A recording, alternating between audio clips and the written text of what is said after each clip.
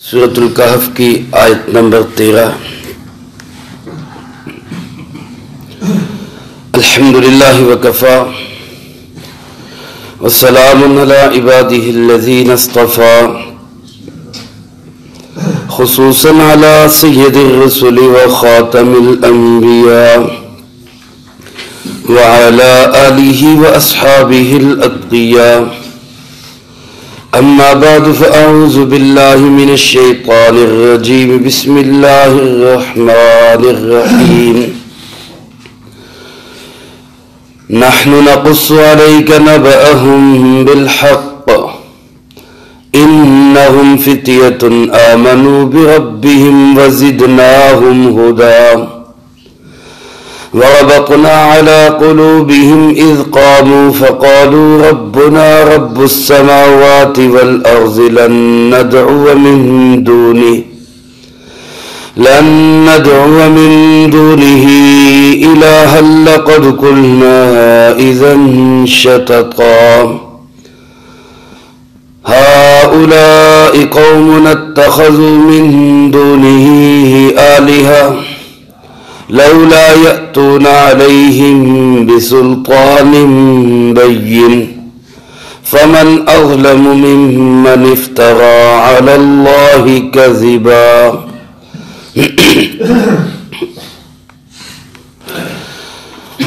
نحن نقص عليك نبأهم بالحق، ہم قصہ بیان کرتے ہیں آپ کے سامنے ان کا سچائی کے ساتھ۔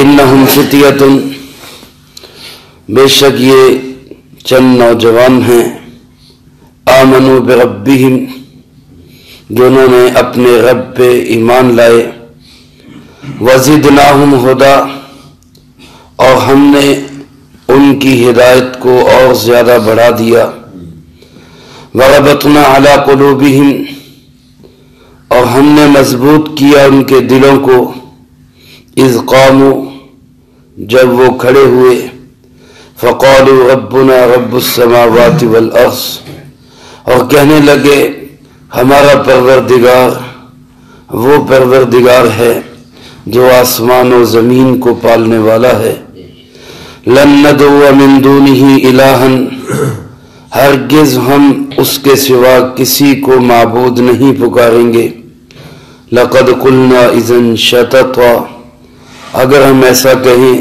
تو بڑی زیادتی کی بات کہیں، ہؤلاء قومنا، یہ ہماری قوم کے لوگ، اتخذوا من دونہ آلہہ، جنہوں نے اس کے سوا کئی معبود بنا لیے، لولا یأتون علیہم بسلطان بین، کیوں نہیں اپنی اس بات پر کوئی واضح دلیل لاتے، فمن اظلم، پس اس سے بڑا ظالم کون ہے، ممن افترى علی اللہ کذبا، جو اللہ پر جھوٹا الزام لگائے۔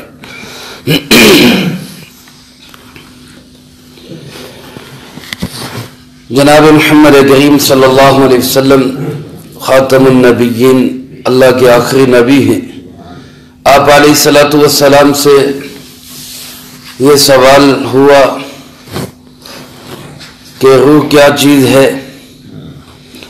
وہ نوجوان کون تھے جنہوں نے غار میں پناہ لی اور کئی سو سال تک سوتے رہے، ان کا قصہ کیا ہے؟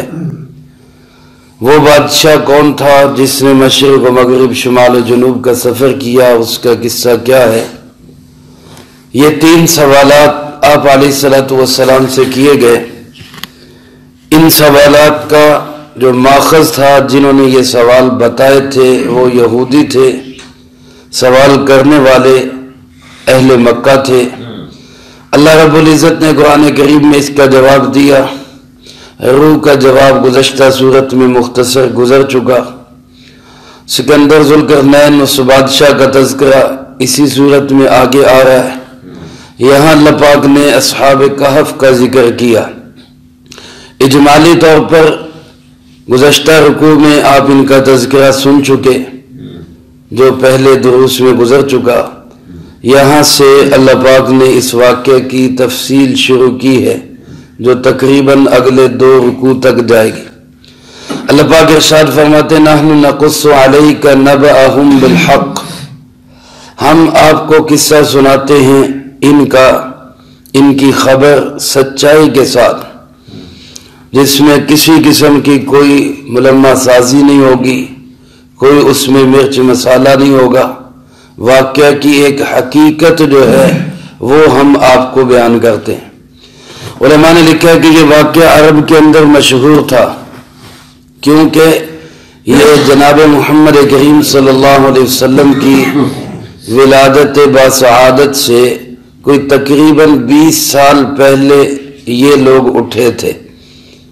جب صبح دوبارہ سو کر اٹھے ہیں تو آپ صلی اللہ علیہ وسلم اس کے بعد 20 سال کے بعد آپ کی دنیا کے اندر ولادت ہوئی ہے، صحیح قول کے مطابق۔ اور بھی اقوال ہیں ان کے زمانے کے اعتبار سے، لیکن صحیح قول یہ ہے کہ حضرت عیسیٰ علیہ السلام کے بعد تقریباً کوئی 340 سال کے بعد یہ لوگ آئے اور 309 سال سوئے رہے، تو گویا یہ 650 سال تقریباً گزرے، اور 671 کے اندر جناب نبی پاک صلی اللہ علیہ وسلم کی ولادت باسعادت ہوئی حضرت عیسیٰ علیہ السلام سے 671 سال کے بعد۔ تو تقریباً 20 سال پہلے یہ لوگ اٹھے، اس لیے عرب کے اندر یہ واقعہ ایک شہرت پکڑ چکا تھا کہ ایسا کوئی واقعہ پیش آیا ہے۔ ان کا علاقہ کون سا تھا اس کے متعلق بھی مختلف اقوال ہیں، اندلس کا لکھا ہے، ایشیا کوچک کا لکھا ہے، لیکن زیادہ تر مفسرین کا قول ہے کہ یہ بلاد شام کا ایک علاقہ جس کو ایلا کہا جاتا ہے، اس سے شمال کی طرف ایسا ایک پہاڑی سلسلہ ہے جس کے اندر ایسے بہت سارے غار بنے ہوئے ہیں، اور انہی غاروں میں سے کسی غار کا یہ قصہ ہے۔ تو چونکہ عرب کے اندر یہ واقعہ ایک مشہور تھا، اس لیے اہل عرب نے اس کے متعلق سوال کیا کہ آپ ہمیں اس کی حقیقت بیان کریں، اس کی سچائی بیان کریں۔ تو اللہ پاک نے فرمایا ہم آپ کو اس کی سچائی اور حقیقت بتاتے ہیں کہ وہ سچائی کیا۔ انہم فتیۃ، فرمایا وہ چند نوجوان تھے، فتیہ عربی زبان میں فتح کی جمع ہے، نوجوان کو کہا جاتا ہے۔ میرے محترم دوستو، جوانی ایک ایسی زندگی ہے جو انقلابی زندگی ہوتی ہے، جس میں انسان کسی بھی قسم کا کام بہت اچھے انداز سے کر سکتا ہے۔ اگر اس جوانی کو دین کے کاموں کی طرف مائل کر لیا جائے تو دنیا کے اندر بڑے بڑے انقلابات لانے والے وہ یہی نوجوان اور جوان ہی تھے، اور اگر ان کی جوانی کو کسی کام میں نہ لایا جائے، چھوڑ دیا جائے، تو ان کی جوانی دین کی بربادی کے اندر بھی بہت بڑا کام کر جاتی ہے۔ اللہ ہمارے نوجوانوں کو صحیح راستے پہ لائے اور ہمیں اس کی توفیق نصیب فرمائے۔ آج مغرب نے اسی بات پہ محنت کی اور ہمارے نوجوانوں کو اس نے اپنے شکنجے میں کسنا شروع کر دیا۔ تبلیغی مشن آتے ہیں، ان کے مختلف قسم کے لالچ دیے جاتے ہیں، چکمے دیے جاتے ہیں، اور ہم نے اس سے غفلت کا مظاہرہ کیا۔ ہم نے اپنی اولادوں کی جوانی پہ نظر نہیں رکھی، ان کو دین کی طرف لانے کی کوشش نہیں کی۔ اس کے نتیجے میں آج ماحول جو بن چکا ہے وہ آپ سب حضرات مجھ سے بہتر جانتے ہیں۔ اب بھی وقت ہے، ابھی الحمدللہ دین باقی ہے۔ اللہ اس دین کو قائم اور سلامت رکھے۔ ہمیں اپنی نوجوان نسل کو دین کی طرف راغب کرنا ہے، یہی اصل عمر ہے۔ جیسے کسی نے کہا نا، در جوانی توبہ گردن شیوہ پیمبری، وقت پیری گرگ ظالم میں شود پرہیزگار۔ جوانی کے اندر توبہ کرنا، جوانی کے اندر اللہ کی عبادت کرنا، نوعمری کے اندر اللہ سے تعلق جوڑنا، یہ نبیوں کا شیوا ہے۔ اللہ کے نبی اپنی جوانی سے ہی اللہ سے تعلق رکھتے ہیں، اور بڑھاپے کے اندر تو فرمایا بوڑھا بھیڑیا بھی جا کے وہ بھی پرہیزگار ہو جاتا ہے۔ ساری زندگی بکریوں کو کھانے والا بوڑھا بھیڑیا وہ بھی کہتا ہے اب میں پرہیزگار ہوں۔ تو اس لیے اصل عمر جو ہے وہ نوعمری اور نوجوانی کی ہے۔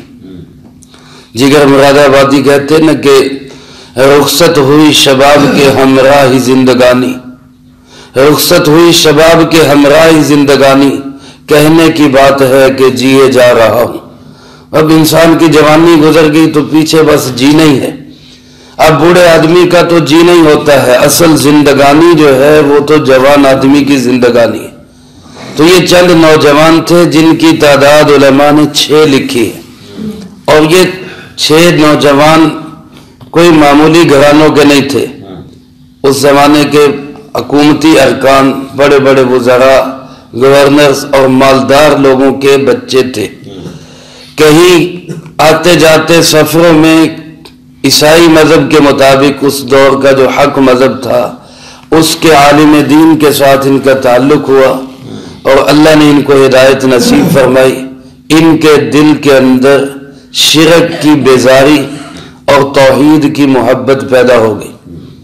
بادشاہ اس وقت جس کا نام ڈیسیسر لکھا ہے، بلاد روم، قیصر روم کے ماتحت تھا، جو خود بھی مشرک تھا، لوگوں کو بھی شرک پہ لگاتا تھا۔ لیکن ایک توحید فطرتی امر ہے جو اللہ نے ہر بچے، ہر نوجوان، ہر انسان کے دل میں رکھا ہوتا ہے۔ ان کے دل کا وہ بیج پودا بنا اور پھر پودے سے تناور درخت بنا۔ یہ اپنی قوم کی شرکیہ حرکتوں سے بیزار ہو گئے، انہوں نے لا تعلقی کا اظہار کیا اور الگ تھلگ رہنے لگ گئے۔ ان کا جب کوئی ایسا شرکیہ پروگرام ہوتا یہ الگ ہو جاتے، بلکہ لکھا ہے کہ ابتدا میں یہ ایک دوسرے کے لیے بالکل اجنبی تھے۔ ایک موقع پہ اکیلے اکیلے بیزار ہو کے ایک سائیڈ پہ جمع ہوئے اور ہر ایک دوسرے سے ڈر رہا تھا کہ کہیں میرا بھید نہ کھل جائے۔ پھر ایک نے ڈرتے ڈرتے کہا بھئی ہم کیوں قوم سے علیحدہ ہو گئے؟ تو کسی نے زبان کھولی، بھائی جو یہ کام کر رہے ہیں مجھے اچھے نہیں لگتے، میں اس سے بیزار ہوں۔ اور دوسرے نے کہا میں بھی ایسا ہی ہوں، تیسرے نے کہا میں بھی ایسا ہی ہوں۔ اس پہ یہ ایک جماعت بن گئی عقیدے اور مذہب کے لحاظ سے۔ اسی سے علماء نے لکھا ہے کہ اصل قوم بنتی ہے نظریات سے، وطن اور علاقے سے قوم نہیں بنتی، نظریات سے قوم بنتی ہے۔ ان کا نظریہ ایک تھا، اس نظریے اور سوچ کے اعتبار سے یہ ایک قوم بن گئے، اور انہوں نے تہیہ کر لیا کہ ہم مل کے رہیں گے اور ہم اپنے عقیدے پہ ہی قائم رہیں گے۔ چلتے چلاتے یہ بات بادشاہ وقت تک بھی پہنچ گئی۔ اس کو پتہ چلا کہ میری جو ہے وہ ایسی سلطنت کے اندر کچھ بنیاد پرست پیدا ہو گئے، آج کل کے لحاظ سے جو لفظ بولا جاتا ہے، لہذا طلب کرو ان کو، بلاؤ ان کو۔ ان کو بلایا گیا۔ جب یہ بلائے گئے تو اللہ پاک فرماتے ہیں کہ پھر ہم نے بھی ان کی ہدایت اور بڑھا دی۔ یہ ایمان لائے اپنے رب پہ، آمنوا بربہم وزدناہم ہدی۔ جب انہوں نے ہماری طرف چلنا شروع کیا تو پھر ہم نے بھی ان کو تھام لیا اور ہم نے ان کی ہدایت اور بڑھا دی۔ جب اللہ کی طرف بندہ چلنا شروع کرتا ہے، حالات آتے ہیں، بندہ لڑکھڑاتا ہے، پریشانیاں آتی ہیں، بندے کے قدم ڈگمگاتے ہیں، لیکن اگر دل کی سوچ اور نظریہ صحیح ہو تو میرا اللہ خود تھام لیتا ہے۔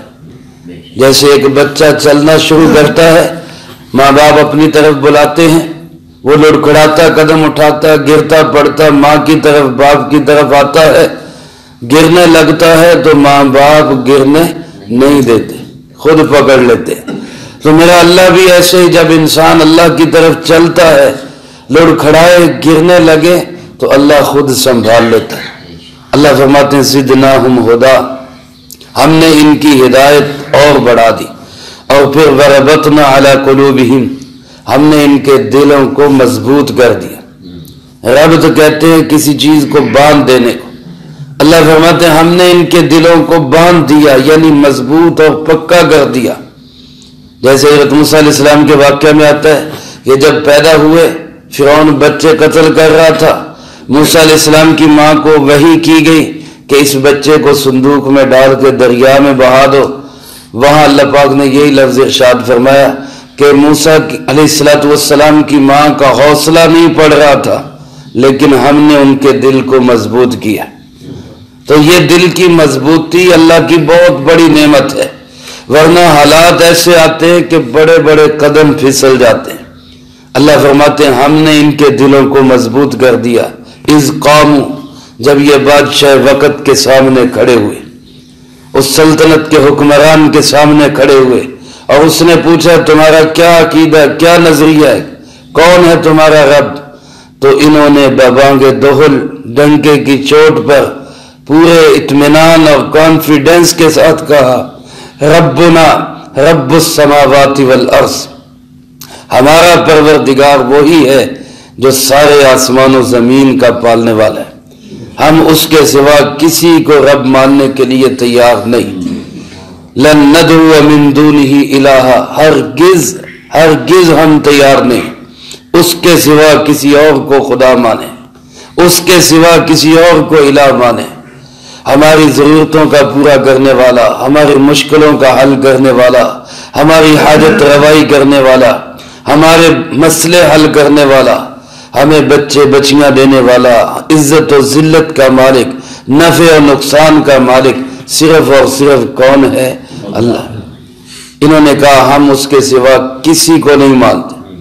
میرے بھائیو، دنیا کے اندر نظام بھی چلائے انسان اپنی ذات سے لے کر پورے جہان تک، تو نظام بھی کس کا چلے؟ صرف اللہ کا۔ ہم بھی یہی کہنا چاہیے، ہمیں بھی یہی کہنا چاہیے، ہم اللہ کے نظام کے سوا کوئی نظام نہیں مانتے۔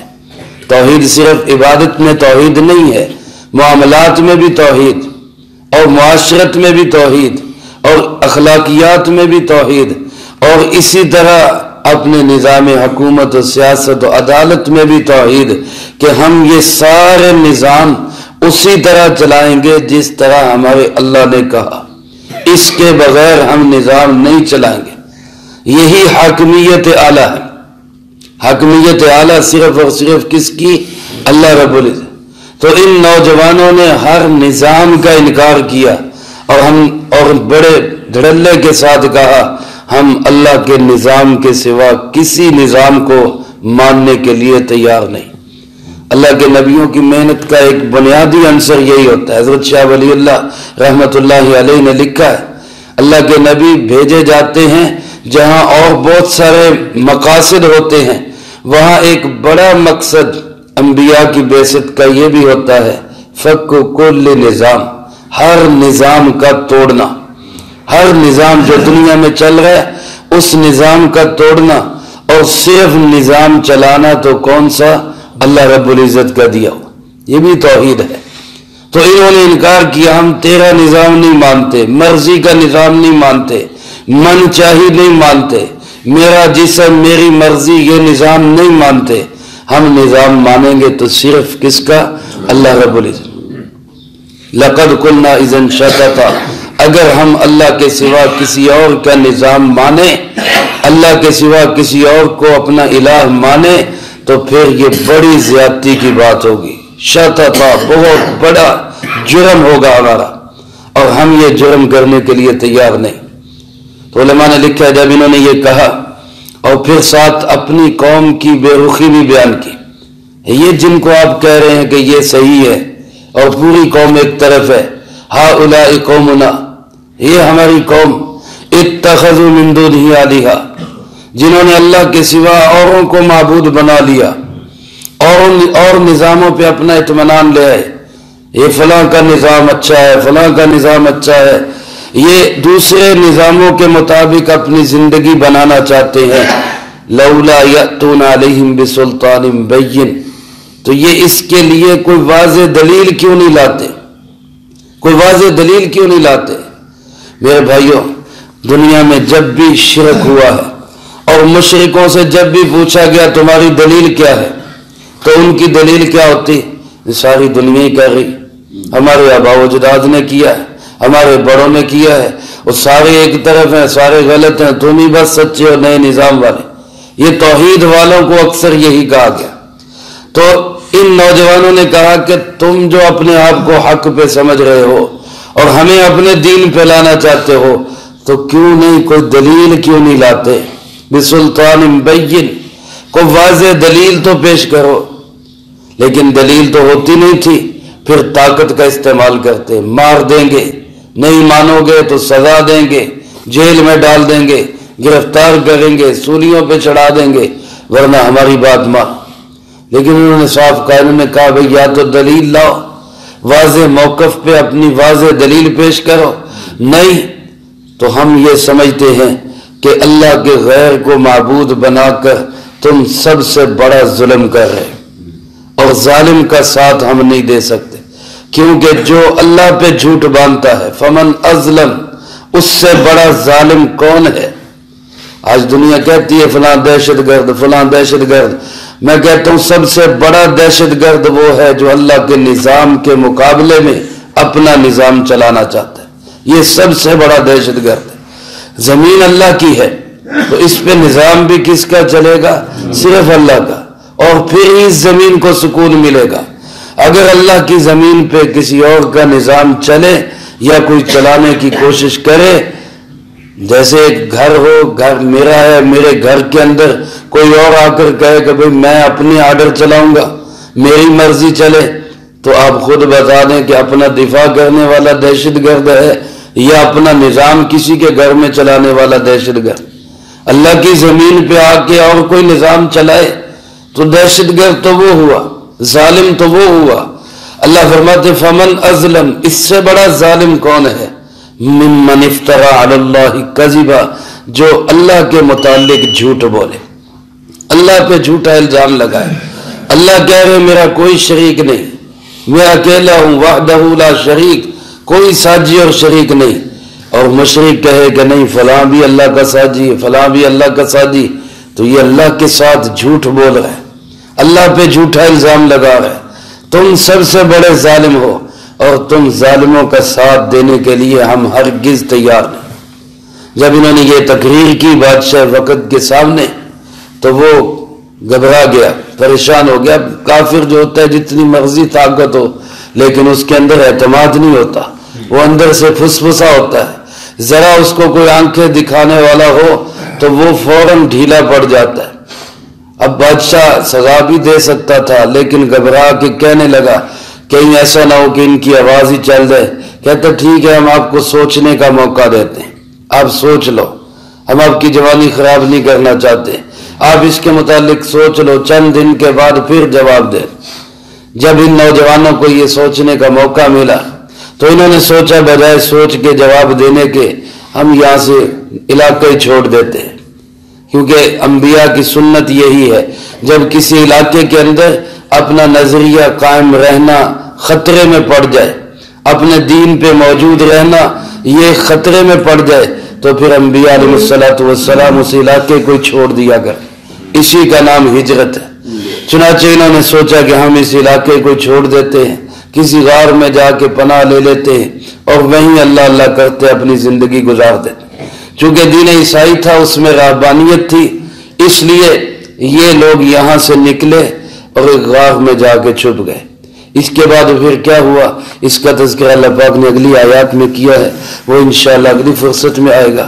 اللہ پاک سے دعا ہے اللہ مجھے آپ کو سب کو مضبوط عقیدہ نصیب فرمائے اور اپنی ذات کا پورا تعلق اور ربط نصیب فرمائے، جو کہا سنا اس کو زندگی میں لا کے دوسروں تک پہنچانے کی توفیق عطا فرمائے۔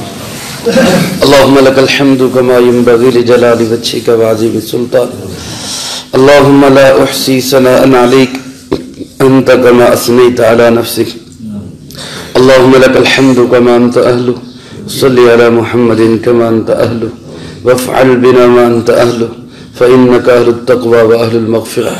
اللہم ربنا ظلمنا انفسنا وإن لم تغفر لنا وترحمنا لنكونن من الخاسرين، اللهم ربنا هب لنا من أزواجنا وذرياتنا قرة أعين واجعلنا للمتقين إماما، اللهم أحسن عاقبتنا في الأمور كلها وأجرنا من خزي الدنيا وعذاب الآخرة، ربنا آتنا من لدنك رحمة وهيئ لنا من أمرنا رشدا، اللهم باقية كباقية الوليد رب ارحمهما كما ربياني صغيرا، ربنا آتنا في الدنيا حسنة وفي الآخرة حسنة وقنا عذاب النار، اللهم استر عوراتنا وآمن روعاتنا اللهم إنا نجعلك في نحورهم ونعوذ بك من شرورهم ربنا تقبل منا إنك أنت السميع العليم وتب علينا إنك أنت التواب الرحيم صلى الله على النبي الكريم وعلى آله وأصحابه أجمعين برحمتك يا